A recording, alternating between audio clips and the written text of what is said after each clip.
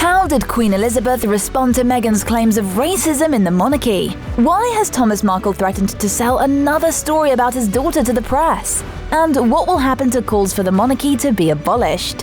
Hi, I'm Joy. You're watching OSSA and what's fast becoming a royal feud. The royal family's reaction.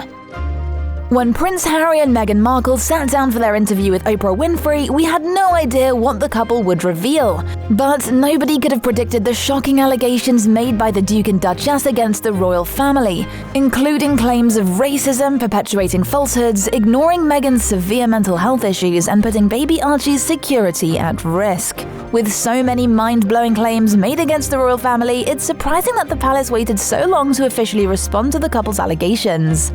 For nearly 36 hours after the interview aired, not a word was heard from the palace. For outsiders, it seemed that the royal family was back to business as usual. In fact, when Prince Charles was asked about his son's revelations at a public appearance, he smilingly dismissed the questions. As a result, some British cabinet ministers officially requested a response from the palace, with Minister Jonathan Ashworth explaining, "Allegations and accusations have been made. They obviously need to be looked at. The palace needs to come forward with a response. People need the mental health support they deserve." Then, after several media headlines suggesting that the royal family was in crisis talks following the claims, a statement was finally released. Sadly, it didn't say much. According to Queen Elizabeth, "The whole family is saddened to learn the full extent of how challenging the last few years have been for Harry and Meghan. The issues raised, particularly that of race, are concerning.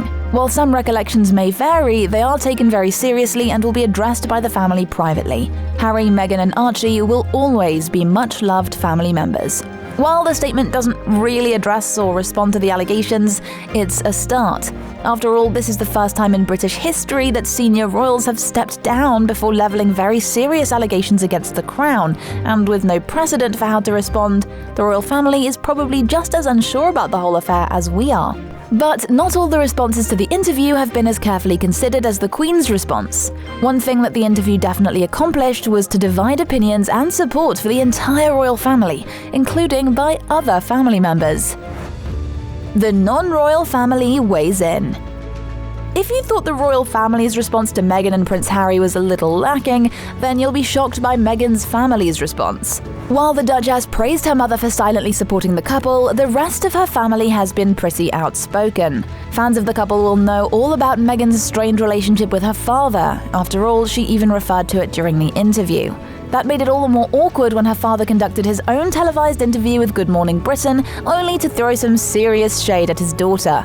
Although Thomas Markle admitted to working with tabloids in the past and causing the fallout with his daughter, he also explained that he'd apologized profusely to Meghan, to no avail. He elaborated, "She's pretty much ghosted all of her family on her mother's side and my side, so she really had no one to reach out to.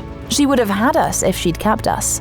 At the start of his interview, Thomas spoke at length about his love for his daughter, expressing pleased to see Meghan and his grandson again, especially now that the family lives in the USA. However, by the end of the segment, Thomas had taken to blaming Meghan for many of her grievances. Not only did he criticize the couple for conducting the interview while Harry's grandfather, Prince Philip, was in hospital, but he questioned what was said, remarking, "They went way over the top with it, these stories with Oprah." And still, Thomas wasn't done. He even took a jab at Harry, explaining that his daughter should have been able to turn to the prince for help, which just showed that Harry has obviously not supported her that well. But it was Thomas's final comment that really shocked Meghan's supporters. Despite mentioning that he'd previously apologized to Meghan about working with the tabloids, he nevertheless threatened to sell them another story unless Meghan and Harry made contact with him. As he explained to Good Morning Britain, "Because I haven't heard from them, is I'll do a story for the press. If I don't hear from them in 30 days, then I'll do another story for the press." And if that wasn't bad enough, Meghan's older half-sister Samantha Markle also criticized the former actress. However, this wasn't totally unexpected, as she's already published a book about Meghan called The Diary of Princess Pushy's Sister, a memoir. But as the Duchess of Sussex herself admitted, she's never had a relationship with Samantha, and as such, I think it would be very hard to tell all when you don't know me. However, the couple didn't just speak out against their own families, they also leveled a few complaints against the British press. And the press responded in kind. Player 3 has entered the game. In Prince Harry's own words, the couple's relationship with the British media has been tenuous. In fact, he went as far as to call the UK press bigoted. In response, the Society of Editors, an organisation promoting freedom of the press, demanded proof. The body said it is not acceptable for the Duke and Duchess to make such claims without providing any supporting evidence. If the Sussexes feel that the press, by questioning their actions when working as royals funded by the taxpayer, were being racist, then they are mistaken. On an individual level, media outlets both in Britain and across the globe had mixed responses, with some praising the couple and others critiquing them.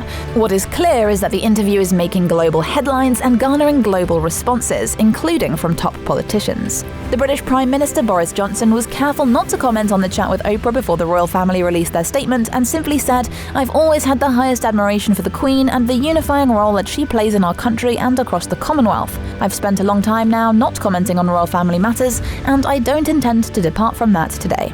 While Boris was hesitant to speak out, other international leaders have no such issue. US President Joe Biden praised the couple, explaining, "For anyone to come forward and speak about their own struggles with mental health and tell their own personal story, that takes courage." In former British colonies, however, opinions were divided. African journalists from Nigeria and Ghana praised the couple's decision to address racism. Former Australian Prime Minister Malcolm Turnbull went even further and cited the interview as another example of why Australia should sever all of its constitutional ties to England. He elaborated, "It's clearly an unhappy family. It seems very sad. Do we really want to have whoever happens to be the head of state, the King or Queen of the UK, automatically our head of state?" Prince Harry and Meghan's interview has had more than just an effect on international media and politics. It seems to have caused global divisions between those in support of the couple and those who have spoken out against them. Celebrity support has poured in for Meghan.